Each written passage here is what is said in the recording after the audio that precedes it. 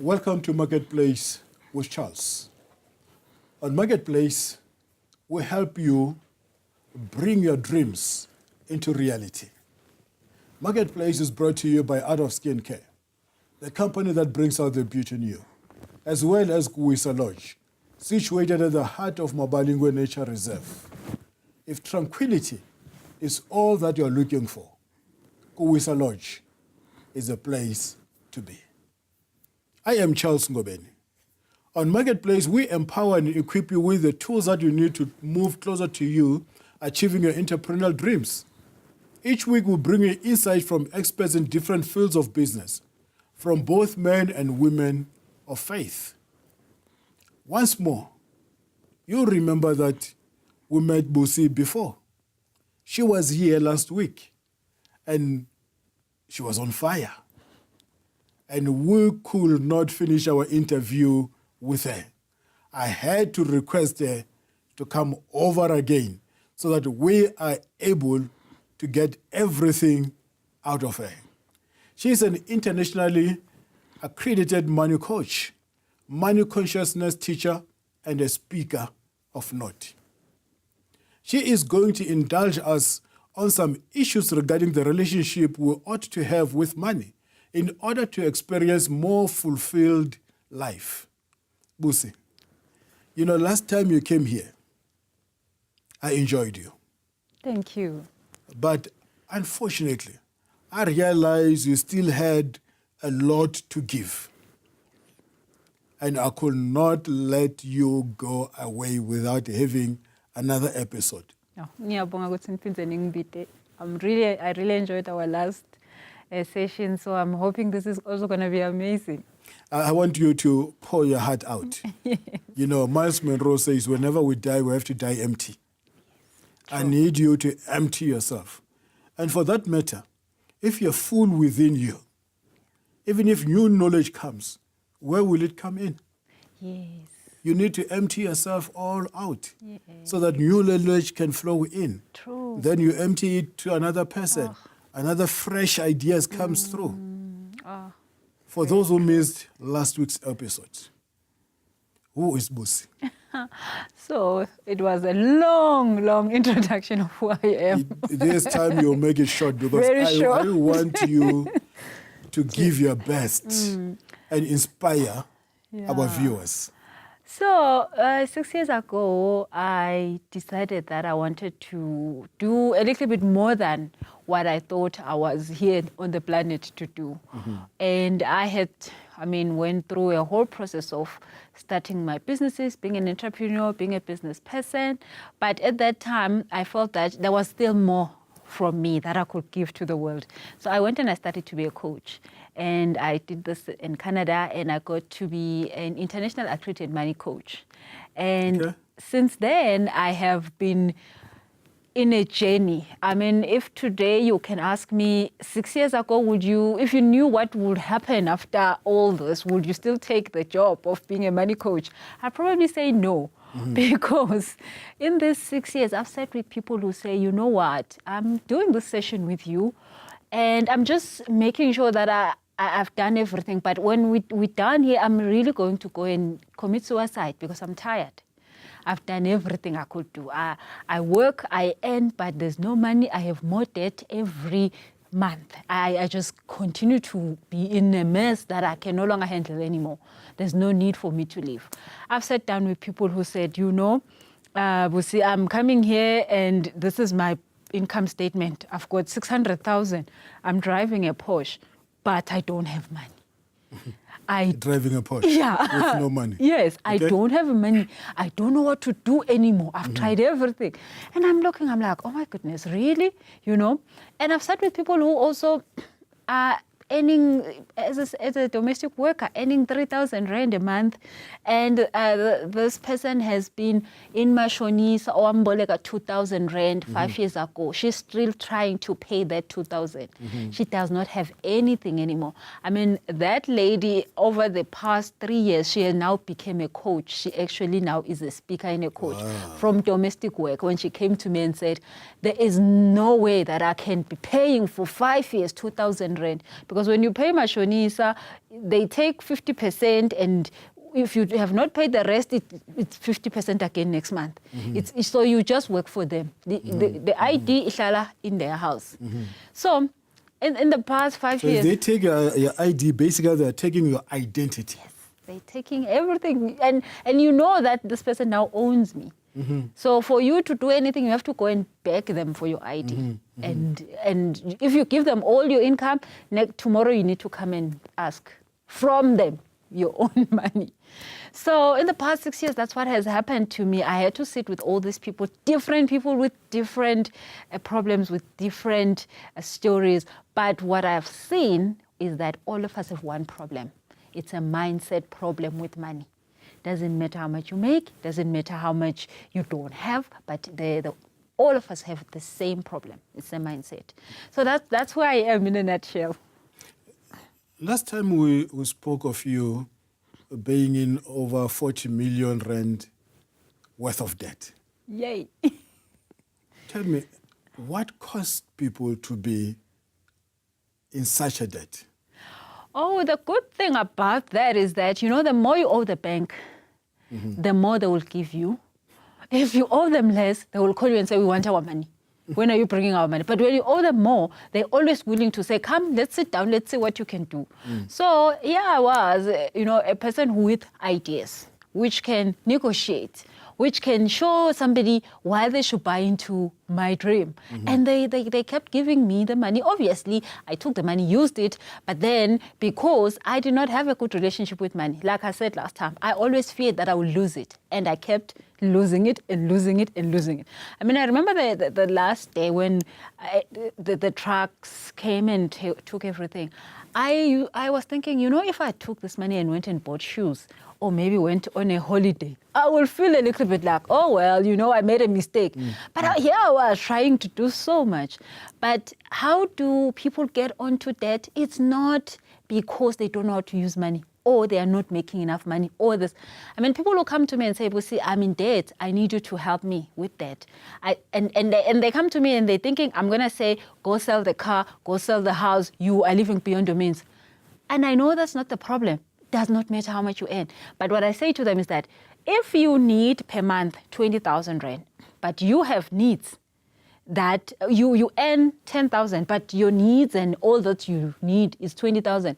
Let us not try to take you back to say, tighten the belt, go back to 10,000. No, let us make sure that you earn 30. So then the 20 is not an issue.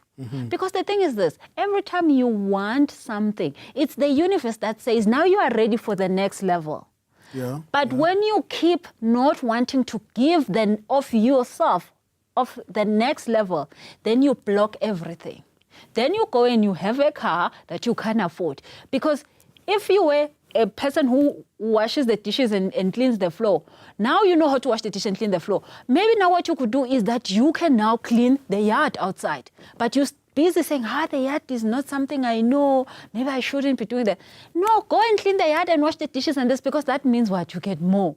But then we're not open to giving all that we have, which still thinking, oh, maybe this is fine. I mean, I was running a great company. I was making a lot of money, but I felt that I needed to go and do more. Now what has happened? I've written a book that is an international bestseller. Would I have ever done that if I kept saying, oh, this is okay, I'm fine? So if you are in debt, it's not because you don't know how to handle money or you don't know it's because you are not giving enough. Give more of you, you will have more money that you don't have to have a debt. In your book, you have got a chapter on debt and its effects. Yes. What are you talking about? So then I'm talking about the fact that debt is a symptom. It's not the problem. Okay. So if you have flu, how do you know that you have flu? You will cough, you will have temperature, you will have this and this and this. But the coughing and the temperature and all that is happening to you is not the flu. The flu is a virus inside your body that you can't touch and see. The only time that virus can die is when you have seen the symptoms so that you can go and get an injection to kill that virus. But the coughing and the sneezing and this will die, will disappear soon as that virus is dead. So death is just the symptom that shows you that there's something wrong inside. And normally it's because you don't value yourself enough. Because what will debt do to you? It will give you this feeling of guilt. This feeling of I'm not enough. Why can't I do this? Why can't I have this? Why can't I? So then let me go and borrow because I can't have. Let me go. And obviously there's good debt. Good debt is when you take 100 rand, go buy flour, and wenza magwinya, uwathengise and get 500. Which means that you can take back the 100 rand and if You're left with the 400. Left with 400, or even go and borrow more 100 rands from them and do more magwinya and make 500,000 from that. Which is now not the debt that is a problem. That is when you're using the resources of other people to advance yourself. But debt that is a problem is the one where you're feeling that, oh, I work so hard, I deserve a car like this. Let me go and buy it anyway. Oh, I work so hard, I deserve this and this. Let me go and do it anyway. So there's no problem with buying a great car, a great house. We need to be having great cars and great houses. But do that when you are giving at the level of the car you want, at the level of the house you want, then that's not an issue. So what is the effects of debt? I mean, we see on a daily basis people go into depression. That's the biggest. People go into having cancers and all this. All of those are manifestation of the stress that you knowing that I'm not good enough, I don't have enough value, ends up coming alive in your body and causing all these things that are not so comfortable and does not make us, be great people. So the effects of debt comes with all the ills and all the depression and all the suicides and people fighting and all this. But it's not just that the debt is the problem. We need to go back and 1 step, 2 steps and say, exactly what is it that I'm giving to the world? Am I true to myself? If you wake up every day, go to a job you hate, you are not being true to yourself. Because the thing is this, God gave you a skill, and that skill, when you do that, you could work 24 hours and never complain. I mean, I currently have about 4 or 5 businesses. I can do all of them at one time because they are my calling. It does not feel like work. Yeah. But when it's a job, you can't have 4 jobs. You can never. We can bet on our lives on it. You can't have 4 jobs. You can only have 1 job. Because a job is something that you're thinking, let me give my time so that they can give me money. But when you're in your calling, you can do 5, 6, 7. So we need to learn the skill of turning your job into your calling. Absolutely. You said something like the problem is the mindset. And in your book, Money and Black People, Yes. you have got a 30-day program. Yes. Take me through the program. How does it work? So this is a program that I could literally say that it's what took me out of my mess. So when I had lost everything, got into so much debt with the bank where I had to be sequestrated and went into bankruptcy, I then realized that before then I've been going through so many courses where they were saying that the mind is the powerhouse of you. Your mind can heal you. Your mind can do this. Your mind can do that. And I will take in that information but never use it. So at that point when I was totally out of it, I remember that someone had said, and I even got adrenal fatigue. Adrenal fatigue is when your whole entire system doesn't want to work because you're sick and tired. And the doctors can't help you because you are tired. They just tell you go and sleep. They told me go and sleep for 3 years. And I was like, I don't have 3 years. I need to do stuff. I need to run a business. I need to do this. And when I went, and because they couldn't help me, I then decided that I will take that information and test it out and see if these people were telling the truth, if your mind can heal you and all this. And when I did that, I did not need anything. I just needed my mind and doing these mind exercises that allowed me to change the way I was thinking about my health and all that was in my life, including money. And when I did that, it worked. So what I wanted to do after that was to give it to anybody who needed that and say, you know what, here's a process that can help you. So in the 30-day money mindset program, it is a program that goes and say, what is your money story? So your money story has a past, a present, and a future. The past is what you were taught about money when you were 3, when you were 5, when you were 18, when you were maybe 21. Your present is from the age of 21 to probably about the age of 45 to 50, where now you are actually experiencing money. So you go and you make your first debt, you go and you get your job that you hate, you work for you start a business that you enjoy, you love, this and this and this and this. And your future is what happens when your energy and your power is now depleted.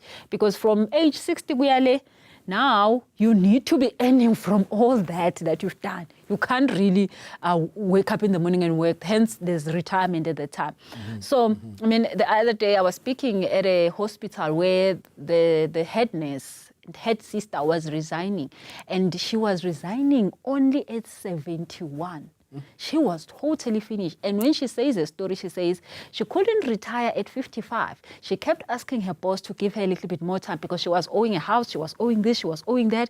She couldn't retire. And she said she used to pray when she woke up in the morning that, God, can I please be able to climb those stairs?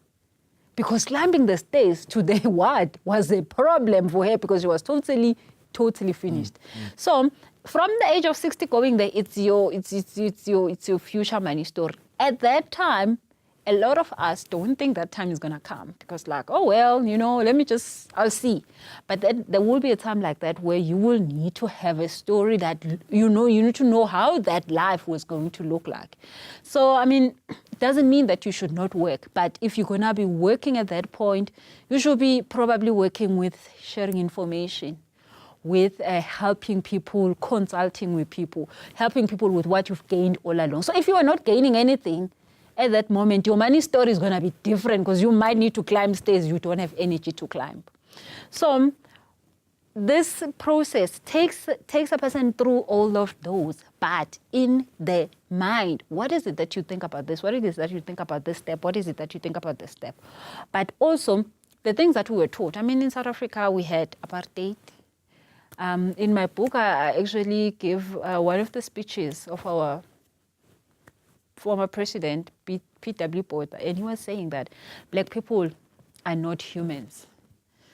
And he explained a whole lot of things that will show somebody and psychologically make somebody believe that black people are not humans. Hence, we should treat them like this, like this, like this, because they are not humans.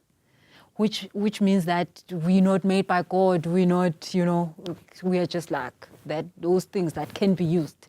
We actually worse than animals. So this book now comes because the whole point right now that we normally don't have money and we don't make money an important thing in our lives is because we were taught that we need to work for somebody, make them happy, and then they can give us whatever they think they should give us. My other challenge, especially within the black community, is the stokvels that you run. There is a difference between investing and savings. Yes. Oh. We tend to save. My first problem with the savings is that you go to the bank, they'll encourage you to open a savings account where they give you 5% interest. At the same time, at the back of your savings of 5% interest, they give you a credit card. Oh, yeah. And you are paying 28% interest every month over your own money, which you are saving. Basically, your money is shrinking. Yes. By 23% every month. Yeah. You're getting broke each month. And you look into your savings, you say, wow, now at the end of the year, I've got 2,000 rand. Yeah. You are excited. But on the credit card, you owe more. You owe more. And you're moving into debt each and every second of the way. That is why there's no need to save when you have debt. You can't save when you have got debt. I think my people should get this is clear. You can't. You can't save when you are in debt. Pay your debt first. And it is then that you can save. The stokvels that you are running, they make me angry. Because they make billions. No. But those billions don't help anyone. You collect 1,000 rand from you, 1,000 rand from this lady, 1,000 rand from this lady, 1,000 rand from 11 people. We give it to one person. How much do we give that person?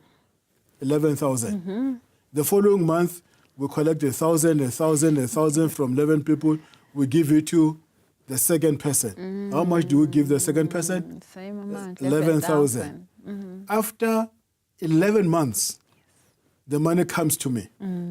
How much do I get back? 11,000. How much did I contribute? 11,000. 11,000. That is stupid. Even the bank is which gives me 5%. Yeah. It's better than the stock first that we're running.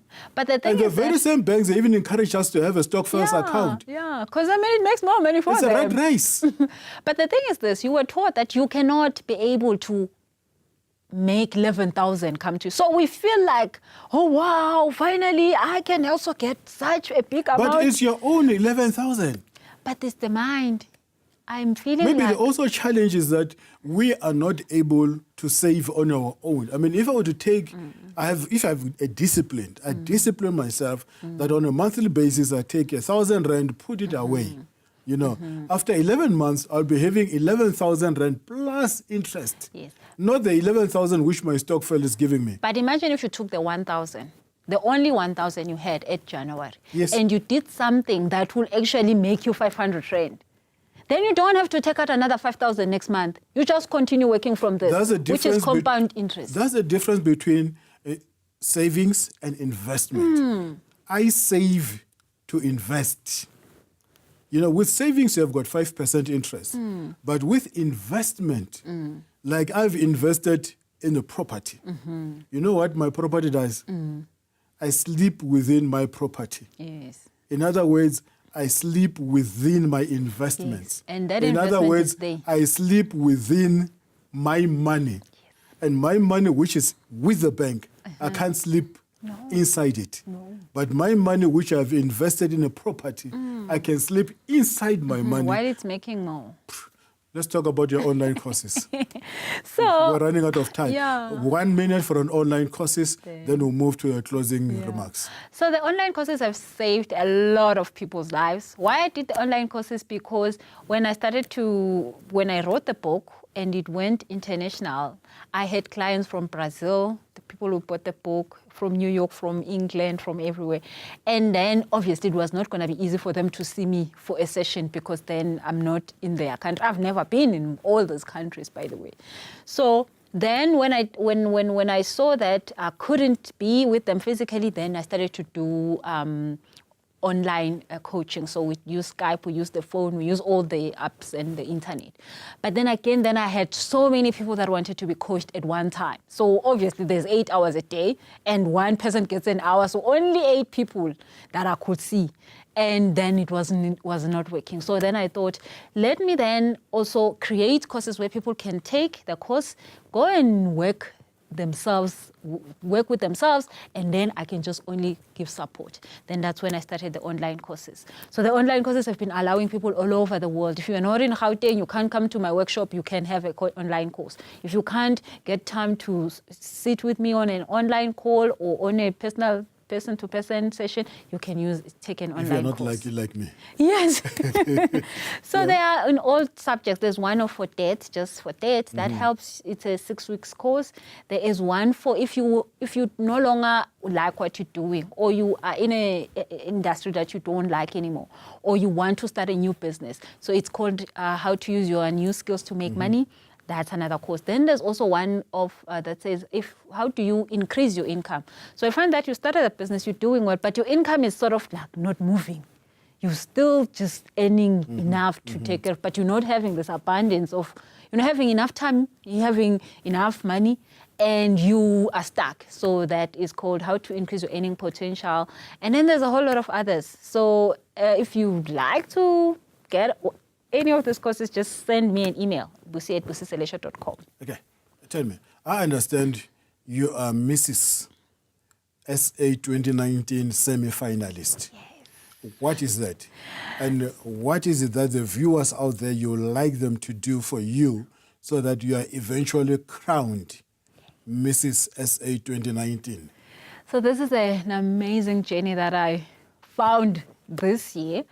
And when I heard about it, I just did not think that I'm that person, you know, like I just thought people who enter beauty pageants are just people who have time to play. So I never understood what it's about. But when I got to be told what it's about, I found out that it was a women empowerment program. So in this journey, we are getting to understand how we can help the person that cannot help themselves. So one of my courses is to help women to liberate themselves around the issues of money. Yes. We have so many ills. We have women violence. We have all these things, and they're all based on money.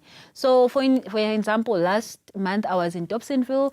We got a group of ladies that are in abusive relationships, and most of these ladies, when you talk to them, why are you still sitting here? He says he pays the bills, he buys the bread. I cannot come out. But that doesn't give them the right to smack them. Yes, it doesn't. But then she does not come out because she is feeling stuck.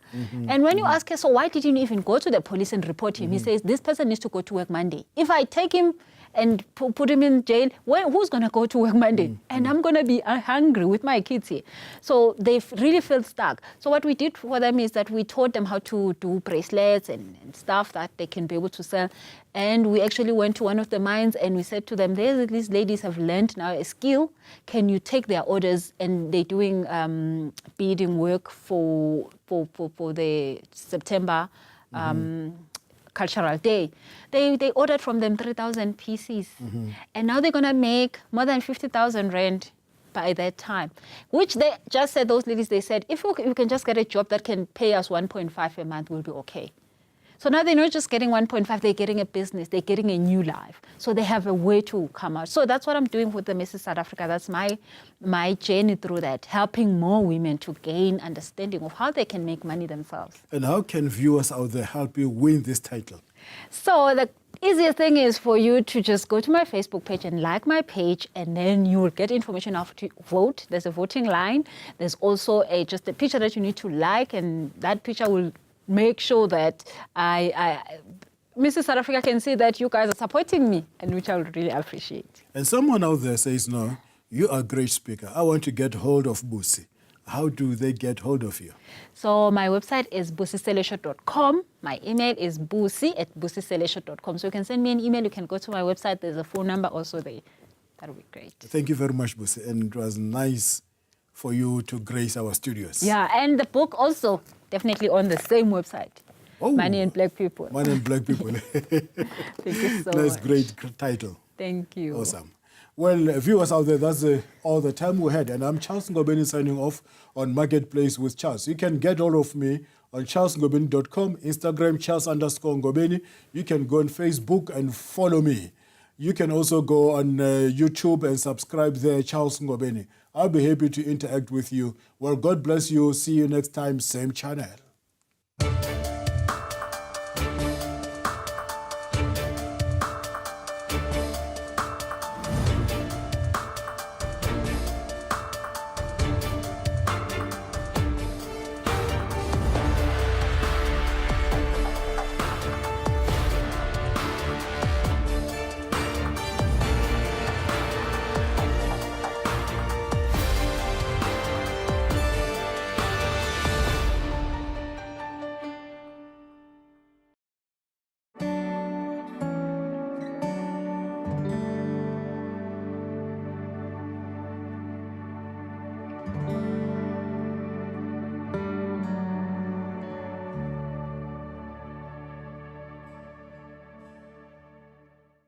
Greetings, this is Dr. Abraham S. Roger extending an invitation to come join our Bible school. We want to train, equip, activate, and release you into your ministry. We offer a program from first year all the way to PhD level. We are fully correspondent, and our material and our broadcasts are available all over the world. So why waste any further time? Contact us today. And just remember, we are free and waiting to train you, equip, and activate you into the ministry God has in store for you. See you soon at one of our campuses.